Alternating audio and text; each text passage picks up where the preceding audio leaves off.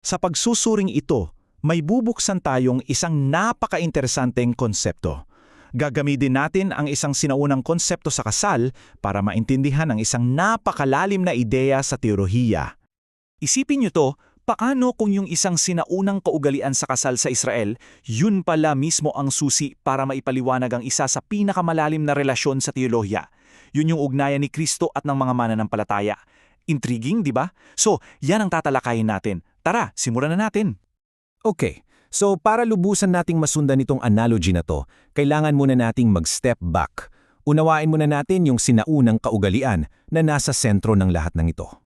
Alam nyo, hindi ito yung engagement lang na alam natin ngayon. Itong tinatawag na jonghon ay isang legal at may bisang kasunduan. Ibig sabihin, sa mata ng batas, kasal na talaga sila. Ang hinihintay na lang ay yung mismong seremonya. Kaya napakabigat nito at yan yung pinaka-crucial na punto na kailangan nating tandaan habang nagpapatuloy tayo. So, itong analogy na to, itong kwento na to, para siyang isang dula na may tatlong pangunahing tauhan. Bawat isa sa kanila may sinisimbolo. Tara, kilalanin natin kung sino-sino sila. Una, syempre meron tayong groom o yung lalaking ikakasal. Dito, siya ay si Hesukristo, ang hari. Ang hari na handang iwanan ang kanyang palasyo para hanapin ang kanyang mapapangasawa. At sino naman ang bride, yung babaeng ikakasal? Well, siya yung simbahan o yung mga mananampalataya. Pero dito nagiging komplikado. Kasi ang kwento niya ay hindi nagsisimula sa isang magandang lugar.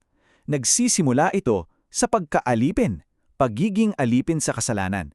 At dito mismo papasok yung pinaka-conflict ng ating kwento. At syempre, sa bawat kasalan, kailangan ng, tagapamagitan, di ba?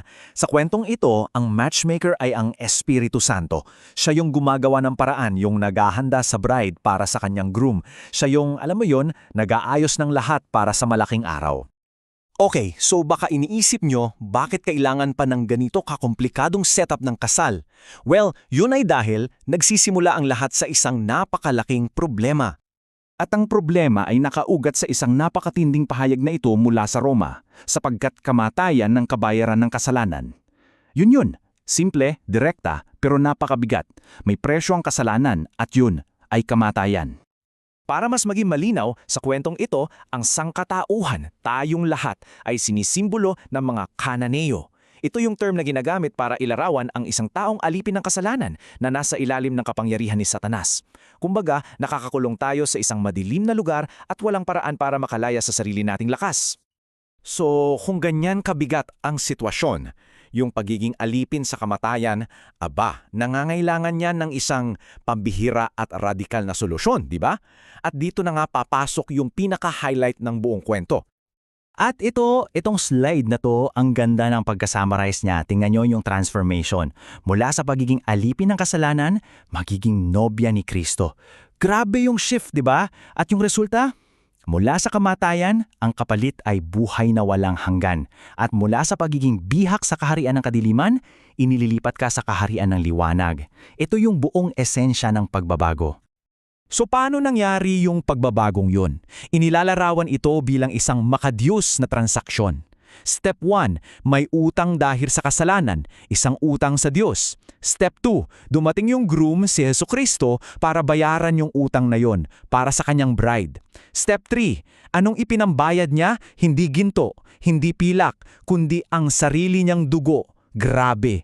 And finally, step 4, dahil nabayaran na yung bride price, yung nobya ay natubos na, napalaya na mula sa pagkaalipin. Ganong kalaki yung naging bayad. So okay na, di ba? Natubos na yung nobya, selyado na yung kasunduan. Pero teka, hindi pa dyan nagtatapos ang lahat. Tandaan nyo yung jengon? Betrothed pa lang, may hinihintay pang kasunod. Yung grand finale, ika nga. At ito yung pangwakas na pangako. Unang-una, yung pagbabalik ng groom. Babalikan niya ang kanyang nobya na naghanda para sa kanya. Pagkatapos, yun na ang pinakahihintay na piging ng kasal ng kordero. At hindi lang yan, magkakaroon ng bagong langit at bagong lupa. Isang bagong kaharian. At ang pinakamaganda sa lahat, ang nobya maghahari kasama ng kanyang groom. Wow! Yan yung culmination ng lahat. At yung excitement para sa pagdiriwang na yan, napakaganda ng pagkakasabi sa aklat ng pahayag.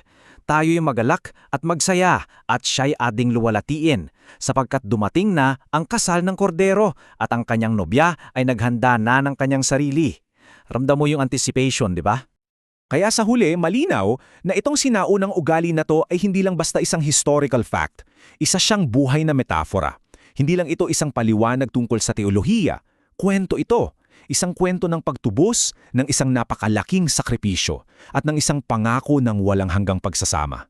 So ang tanong na iniiwan nito sa atin ay, ano kaya ang sinasabi ng sinaunang metafora na to sa buhay natin ngayon?